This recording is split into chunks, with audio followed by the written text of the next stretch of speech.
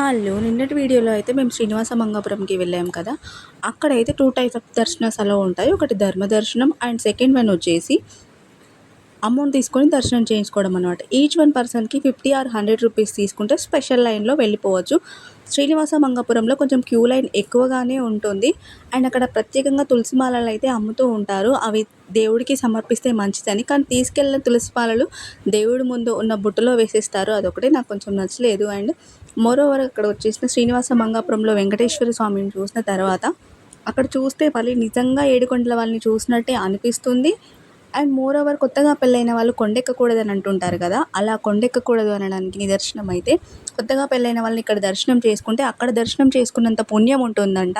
So, ఎవరైనా వెళ్ళలేని వాళ్ళు శ్రీనివాస మంగాపురంలో ఉన్న వెంకటేశ్వర స్వామిని అయితే దర్శనం చేసుకోవచ్చు.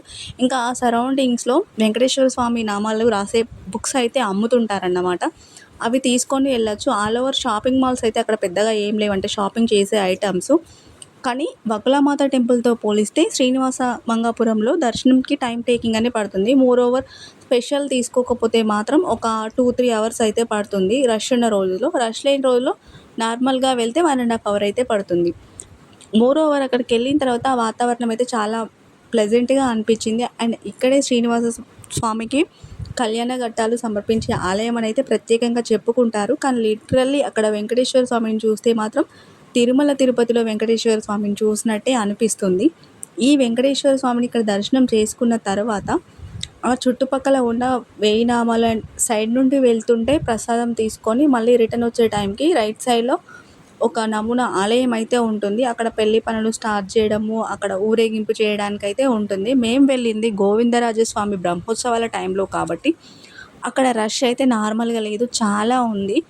శ్రీ వెంకటేశ్వర స్వామి టెంపుల్‌కి ఎవరైనా అంటే ఎలాంటి అప్డేట్స్ లేకుండా వెళ్ళే వాళ్ళైతే ఈ 5 ప్లేసెస్ ఒక 6 ప్లేసెస్ అయితే విజిట్ చేయడానికి వీలుంటుందన్నమాట. అంటే ముందు రోజు ఆర్ నెక్స్ట్ డే దర్శనంకి ఉన్నప్పుడు తిరుపతి కింద ఉన్న ప్రాంతాలనైతే విజిట్ చేసి వెళ్ళొచ్చు. అక్కడ సెపరేట్‌గా ప్యాకేజ్ అయితే నడుస్తుంది. 5 టెంపుల్స్‌కి, 6 టెంపుల్స్‌కి. లేదు ఇండివిడ్యువల్‌గా ఉండి మేము బస్‌లో వెళ్దాం అనుకునే వాళ్ళకి మార్నింగ్ 9:30-10:30 అయితే ఒక బస్సు ఉంటుంది. అదైతే 450 రూపీస్‌కి 5 ఆర్ 6 టెంపుల్స్ ప్యాకేజ్ అయితే ఉంటుందన్నమాట. ఆ 450 రూపీస్‌కి మళ్ళీ ఎళ్లి రావడం ఉంటుంది. మార్నింగ్ ఎళ్తే ఈవినింగ్ 8 అయితే అవుతుంది. 5, 6 టెంపుల్స్ దర్శనం చేసుకోవడానికి. ఒక గైడ్ అయితే అవైలబుల్‌గా ఉంటారు. లేరు వెహికల్ తీసుకొని వెళ్ళాలి అని అనుకునే వాళ్ళకి మాత్రము అక్కడ ప్యాకేజెస్ 6 టెంపుల్స్‌కి కలిపి 3500 ఆర్ 4000 అయితే చార్జ్ చేస్తారనమాట. అంటే సెపరేట్‌గా కార్‌కి ఒక వెహికల్ ఉంటుంది. అలాంగ్ విత్ ఆటోస్ అండ్ జీప్స్‌కి ఉంటుంది. మేము వెళ్ళింది వెహికల్ కార్‌లో కాబట్టి మాకైతే 4500 అయితే చార్జ్ చేశారు. మేము వెళ్ళిన టెంపుల్స్‌లో మెయిన్‌గా చూసిందైతే వకులామాత ఆలయం, శ్రీనివాస మంగాపురం అండ్ అక్కడ అగతీశ్వర స్వామి టెంపుల్ అని ఉంటుంది ఒకటి. ఏమాత్రం ఫేమస్ లేని టెంపుల్ కానీ వెదర్ చాలా బావుంటుంది. అండ్ నెక్స్ట్ వచ్చేసి పద్మావతి అమ్మవారి temple and more over last వచ్చేసి శ్రీకాళహస్తి టెంపుల్ అన్నమాట. ఈ టెంపుల్స్‌కి అయితే మాకు 4000 చార్జ్ చేశారు. అండ్ కార్ డ్రైవరే టూరిస్ట్ లాగా అన్నీ ఎక్స్‌ప్లెయిన్ చేశారన్నమాట. ఏ టైం తర్వాత ఏది ఉంటుంది. మీరు దీని తర్వాత ఇక్కడ విజిట్ చేయండి. అక్కడికెళ్ళిన తర్వాత ఈ టోకెన్స్ ఉంటాయి. ఈ దర్శనంకి ఈ అమౌంట్ ఇస్తే మీకు స్పెషల్ టోకెన్స్ ఇస్తారు. తీసుకుంటే మీకు ఈజీగా ఉంటుంది. దర్శనం అయిపోతుంది. ఎందుకంటే మేము పిల్లలతో వెళ్ళాం కాబట్టి దర్శనం టైమింగ్స్ ల్యాగ్ లేకుండా మీకు తొందరగా కంప్లీట్ చేసుకొని వచ్చి ఒక 10, 15 నిమిషాలు టెంపుల్‌లో సెటిల్ డౌన్ అయ్యేలాగా మాకు ఎక్స్‌ప్లెయిన్ చేశారన్నమాట. అండ్ మోరోవర్ అక్కడ డ్రైవర్స్ కూడా కొంతమందైతే తొందర పెడుతూ ఉంటారన్నమాట. ఎందుకంటే మార్నింగ్ టు ఆఫ్టర్‌నూన్ వరకి ఈ 5, 6 టెంపుల్స్ తర్వాత వాళ్ళు మళ్ళీ ఇంకొకరిని తీసుకురావచ్చని వాళ్ళు కొంచెం తొందర పెడుతూ ఉంటారు. కానీ మాకొచ్చిన వాళ్ళు మాత్రం ఎక్స్‌ప్లెయిన్ చేశారు. అండ్ మోరోవర్ ఈవినింగ్ తర్వాత మేము దర్శనం టికెట్స్ ఇంకా తీసుకోలేదు అంటే 6 తర్వాత అట్లా వెళ్తే 8 వరకి దర్శనం టికెట్స్ ఓపెన్ చేస్తారు మీకు భూదేవి కాంప్లెక్స్‌లో. అంటే మేము విష్ణు నివాసంకి దగ్గరున్నాం కదా! అక్కడ తీసుకోవచ్చు కదా! అంటే విష్ణు నివాసంలో అయితే అంత తోపులాట ఉంటుంది. క్యూ లైన్స్ ఉండవు. మళ్ళీ మోరోవర్ అందరూ దర్శనం చేసుకోవాలంటే అందరికి ఆధార్ కార్డ్స్ తీసుకొని వెళ్ళాలి కదా! అందుకని అనంటే. అంటే మేము ప్రత్యేకంగా 300 టికెట్స్ కోసం కూడా ఏమైనా దొరుకుతాయేమో ట్రై చేసాం కానీ అది అప్పటికే అయిపోయినాయి అని చెప్పారన్నమాట. ఆ తర్వాత 6-8 ఎవరైనా వెళ్తే అక్కడ విష్ణు నివాసంలో కంటే కూడా భూదేవి కాంప్లెక్స్‌లో అలిపిరిలోనే చాలా బావుంటుంది. అంటే పిల్లల్ని తీసుకొని వెళ్ళే వాళ్ళు మాత్రం ఎస్ఎస్‌డీ టోకెన్స్ అక్కడ తీసుకుంటేనే బెటర్. అండ్ ఇప్పుడైతే ఎస్ఎస్‌డీ టోకెన్ టైమింగ్స్ అయితే మొత్తం చేంజ్ చేశారన్నమాట. ఇప్పుడు మధ్యాహ్నం 12 గంటలకే ఇస్తున్నారనమాట. మేము కూడా అదే స్లాంగ్‌లో వెళ్ళాం. మధ్యాహ్నమే ఇస్తారు కదా! దర్శనం కంప్లీట్ అయిపోతుంది అని. కానీ కాదు. ఇప్పుడైతే చేంజ్ చేశారు. మధ్యాహ్నమే అలిపిరిలో టోకెన్స్ ఇస్తున్నారు. అండ్ మోర్ ఓవర్ నడిచి వెళ్ళే వాళ్ళకి కూడా శ్రీవారి మెట్టు మార్గం ద్వారా వెళ్ళే వాళ్ళకి కూడా అక్కడ టోకెన్స్ ఇస్తారన్నమాట. మేము వెళ్ళినప్పుడు అక్కడ లేదు. మేము అలిపిరి ద్వారా వెళ్ళేటప్పుడైతే చాలామంది అంటే కన్‌ఫ్యూజ్ అయ్యి ఇక్కడే టోకెన్స్ ఇస్తారేమో అని చాలామంది వచ్చి అయితే మళ్ళీ రిటర్న్ ఎళ్ళిపోయారు.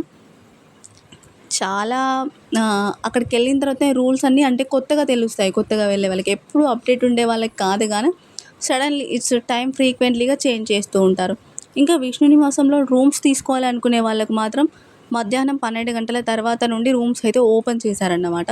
ఇక మేము ఆల్రెడీ రూమ్స్ తీసుకున్నాం కాబట్టి మాకంత అవసరం లేకుండా పోయింది. జస్ట్ లగేజ్ పెట్టేసుకొని ఫ్రెష్ అప్ అయ్యి ఇవి చూడ్డానికైతే వెళ్ళిపోయాం. కానీ లిటరల్లీ శ్రీనివాస మంగాపురంలో చూస్తే మాత్రం అచ్చం తిరుపతిలోనే ఉన్నట్టు ఉంది. ఆ పక్కన మంటపము, మంటపం పక్కన ధ్వజస్తంభం పక్కన ఆ బుక్స్, శతకోటి నామాల బుక్స్ అవన్నీ కూడా పర్చేజ్ చేస్తున్నారన్నమాట చాలామంది. ఎందుకంటే ఇన్ని టైమ్స్ రాస్తే వాళ్ళకి దర్శనం ఫ్రీగా ఉంటుంది. అండ్ బిలో 28 ఇయర్స్ లోపు వాళ్ళే నేమ్స్ రాయడానికి అయితే ఈజీగా ఉంటుంది అన్నమాట. ఎందుకంటే 28, 29 తర్వాత వాళ్ళని రాయడానికి అవైలబుల్‌గా ఉండదంట. వాళ్ళకి అది రాసి సమర్పిస్తే మనకి ఇయర్లీ దర్శనం అయితే ఫ్రీగా ఉంటుందట. ఇది కూడా నేను లేటెస్ట్‌గానే తెలుసుకున్న అప్డేట్ అన్నమాట. ఇంకా శ్రీనివాస మంగాపురంకొచ్చేసి విశేషంగా ఎవరైనా పెళ్ళి కావాలి అనుకునే వాళ్ళు మాత్రం అక్కడికెళ్ళి దర్శనం చేసుకుంటే వివాహం తొందరగా అవుతుందనే నమ్మకం ఉంటుంది. కొండ ఎక్కలేని వాళ్ళు, వృద్ధులు కూడా అక్కడికొచ్చి దర్శనం చేసుకుంటే తిరుమల, తిరుపతిలో శ్రీవారిని దర్శనం చేసుకున్నంత పుణ్యం కూడా ఉంటుందని చాలా ప్రతీకగా ఉండి ఇప్పుడు నేను చూసుకుంటున్న ఈ ట్రావెలింగ్‌లో తిరుపతి కింద ప్రాంతంలో తిరుగుతున్నంత సేపు శ్రీవారు పడుకున్న ఆకారంలో ఉండే ఆర్చ్ అయితే మనకి ఎప్పటికీ కనిపిస్తూనే ఉంటాయి. అంటే వెళ్ళి వచ్చేటప్పుడు సర్టెన్‌లీ మళ్ళీ తిరిగి వచ్చేటప్పుడు, వెళ్ళేటప్పుడు కూడా అది మన సరౌండింగ్స్‌లోనే తిరుగుతూ ఉంటుంది. నా ప్రీవియస్ వ్లాగ్స్‌లో చూడొచ్చు. నేను పడుకున్న పోస్టర్ అయితే ఇట్లా అప్‌లోడ్ చేసి ఉంచాను. మోరోవర్‌గా వచ్చిన తర్వాత అక్కడ పెద్దగా షాపింగ్ చేయాల్సినవయితే ఏం లేవు. కానీ వకులామాత టెంపుల్‌లో అయితే ఏదైనా చిన్నగా లిటిల్‌గా కొనుక్కోవడానికైతే ఉంటుంది. ఇక్కడ ఓన్లీ తులసి మాలలు, ఇంకా కొబ్బరికాయ కొట్టడానికి కూడా ముందు ధ్వజస్తంభం దగ్గరే ఉంటుంది. ఎంట్రీలో ఎవరైనా స్పెషల్‌గా వెళ్ళాలి అనుకునే వాళ్ళు మాత్రం స్పెషల్ ఎంట్రీ ఉంటుంది. అండ్ వెళ్తున్నంత సేపు అందరూ గోవిందనామాలు చదువుతూనే ఉన్నారు. క్యూ లైన్‌లో ఉన్నంత సేపు. చాలామంది దర్శనం చేసుకున్న తరువాత పద్మావతి అమ్మవారి టెంపుల్‌కి గానీ, ఈ శ్రీనివాస మంగాపురంకి గానీ వస్తారంట. కానీ దర్శనానికంటే ముందే శ్రీనివాస మంగాపురం టెంపుల్‌కైతే వెళ్తే చాలా మంచిదని చెప్తున్నారు. ఇక్కడ దర్శనం అయిపోయిన తర్వాత తిరుపతిలో దర్శనం అయిపోయినంత ఫీలింగ్ వచ్చేసింది మాకు. కానీ వకులామాత టెంపుల్ గానీ, పద్మావతి అమ్మవారి టెంపుల్ గానీ దర్శనానికి ముందే విజిట్ చేస్తే మంచిదని చాలామంది చెప్పారు. ఎందుకంటే స్వామివారి దగ్గరికి ముందు వెళ్ళడం కంటే వాళ్ళ అమ్మగారిని కలిసిన తర్వాత పలానా పలానా వాళ్ళొచ్చారు అని చెప్తారంట. అది ఇప్పటికి చాలామంది నమ్ముతున్నారు. అండ్ నైట్ వారు అలిపిరి మెట్ల నుండి నడుచుకుంటూ వెళ్తారు పద్మావతి అమ్మవారి దగ్గరికి అని కూడా చెప్తారు. మనం వచ్చినాము అనన్న సంగతి అమ్మవారు మళ్ళీ స్వామివారికి చెబుతుంది. అప్పుడే మనకు దర్శనానికి ఎలాంటి ఆటంకం లేకుండా జరుగుతుంది అనేదైతే చాలామంది నమ్ముతున్నారు. అలాగే మేము కూడా దర్శనానికి ముందే లిటరల్‌గా మాకు దర్శనం అయిపోయింది. పద్మావతి అమ్మవారి దర్శనమును, వకులామాత వారి అమ్మవారి దర్శనము అయిపోయింది. అది మేము అనుకోకుండానే వెళ్ళాము. కానీ అలా ప్లాన్ అయిపోయింది. అక్కడికి వెళ్ళడం వరకే మన వంతు. కానీ అక్కడికెళ్ళిన తర్వాత ప్రతీదీ ఏం ప్లాన్ చేయకుండా అన్నీ గాడ్ ప్లాన్ చేస్తాడు అని మాకు అక్కడికి వెళ్ళిన ప్రతిసారి అనిపించింది. ఎందుకంటే అన్నీ మా ప్రమేయం లేకుండా అంటే ఎలాంటి కష్టము కలగకుండా మాకైతే ప్రతి ఒక్కటి ఈజీగా అయిపోయింది. ఎందుకంటే పిల్లల్ని తీసుకొని అన్‌ప్లాన్డ్‌గా వెళ్తే ఎలా ఉంటుంది అనన్న ఆలోచన అయితే లేదు. మోరోవర్‌గా ప్రతి ఒక్కరు మాకు అంటే ఏదైనా అయ్యో! దీని తర్వాత ఎలా అనే టైంకి ఇలా కాదు ఇలా వెళ్ళండి అని ఎవరిని అడగకుండానే ఎవరో ఒకరు వచ్చి అయితే చెప్తున్నారు. అదైతే మాకు కొంచెం వింతగా అనిపించింది. అంటే నా దర్శనానికి మీరు వస్తున్నారు. మీకు ఎలాంటి అడ్డంకులు లేకుండా నేను చూసుకుంటాను అని స్వామివారు మాకు చెప్పినట్టు అనిపించింది. మా వెహికల్ తీసుకున్న డ్రైవర్ అయితే మేము ఇట్లా వచ్చాము అంటే ఏ టైంకి మీరు ఎక్కడికెళ్ళాలి, ఎక్కడి నుండి ఎక్కడికెళ్ళాలి, ఇక్కడికెళ్తే ఇలా ఉంటుంది అని మొత్తం అంటే ఒక ప్లానింగ్ ఆ వెహికల్ డ్రైవరే మాకైతే చేశారంటే ఈ టైంకి మీకెళ్తే అయిపోతుంది. ఈ టైంకి వెళ్తే అయిపోతుంది.